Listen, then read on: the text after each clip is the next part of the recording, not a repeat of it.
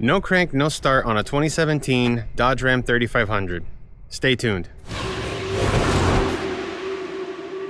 So today's episode was supposed to be the next episode of us doing the LS swap. It was going to be the engine and trans pull, but that truck is at my father-in-law's house, and I just got a call from him saying that unfortunately his Ram 3500 refuses to start. Got to be a good son-in-law after all. So that's what we're working on today's episode. So when you're in the car, I guess I can take my glasses off in here.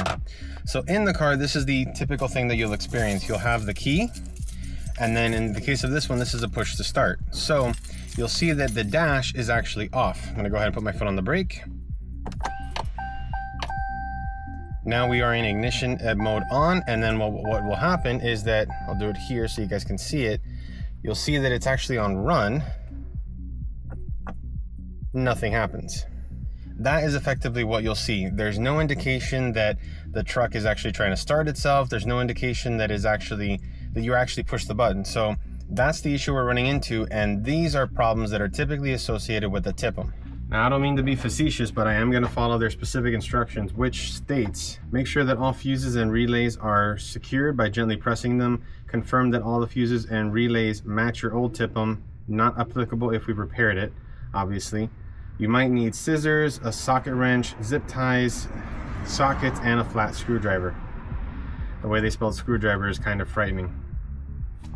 So they actually provide specific instructions that they say are important, which is remove batteries and cables with a socket wrench. So in case you have a push to start truck, just in case so you don't accidentally lock yourself out, I had the keys sitting in the cab for now, but since I'm gonna disconnect this and there's gonna be no connection or anything to tell the truck that the keys are inside, I went ahead and took the keys out to make sure that I don't accidentally lock myself out of the truck. Just one precaution that you can take to make sure that you don't turn a very simple swap into a very embarrassing AAA phone call. Hi, is this AAA? If I'm not located in a safe location, will you guys get here sooner? I'm in a very dangerous part of town. I'm on the hard shoulder. I'm being passed by a big truck. You can hear it now, actually. Oh my God, I might be run over soon. You guys need to come soon. I need help. So how soon can you get here? I would never tell AAA that I'm in an unsafe location just to rush them. Disconnecting the negative first, then the positive. All right, so unfortunately, the thing shut off right as I got the battery out. Now I don't remember how I had it here. That works.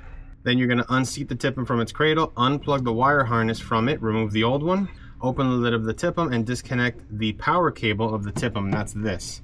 And then position the new one and snap it and put everything back. Reconnect it, snap it back into place.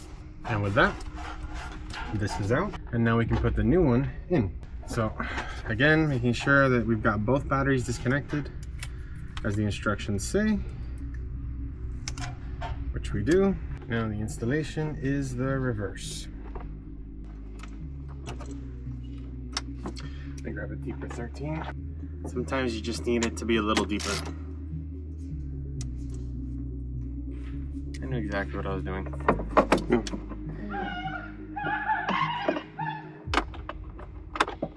There's 4 large connectors that you have to put, and the orientation is the 2 on the driver's side are green in the front, black in the back, and the 2 on the engine side are gray in the front and blue on the back. Now that's in, so we're gonna put this battery back, we're gonna connect both of them, and then we're gonna jump inside, and I'm gonna use the only scanning tool I have right now with my HP Tuners module. We're gonna clear the codes, and then we're gonna attempt to fire this baby up.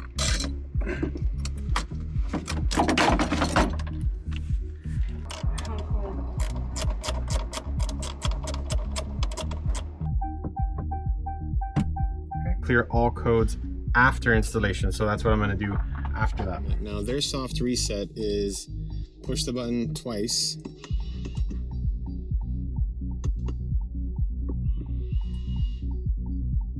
hearing something. Now it says wait 2 minutes.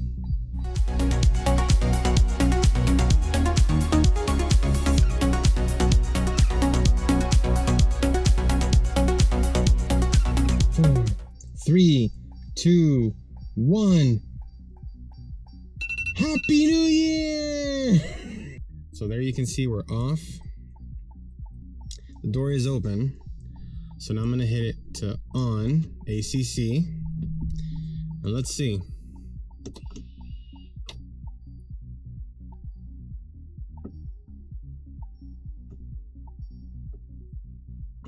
Nothing.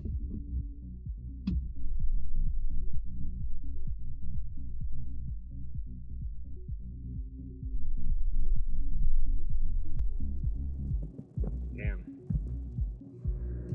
That sucks. Well, guys, unfortunately, the T.I.P.M, after everything we were told, ended up not being the actual solution to this problem. The only thing left is to check the old-fashioned way and actually see if the starter is the problem. So that's going to be what we do in the next episode. I've already sent the T.I.P.M back. We're going to focus on getting this truck on the road because I can't, in good conscience, go there and keep working on my truck while my father-in-law's truck is sitting there idle. So I want to get him back on the road. That's going to be our next episode. Once his truck is back on the road, we get back into the LS swap thing. And there is something else in the mix, which if I get an answer before we go back to the next video, I will post a video update about that. So that's going to be something interesting. But if you guys have made it this far, like this video if you like it, subscribe, and don't forget to hit the notification bell so you don't miss any of our upcoming future videos. That's my dog. Refuses to not to be quiet. So thank you so much for watching. I'm Alfred for Crooked Mustache, and we'll see you next time. Dale.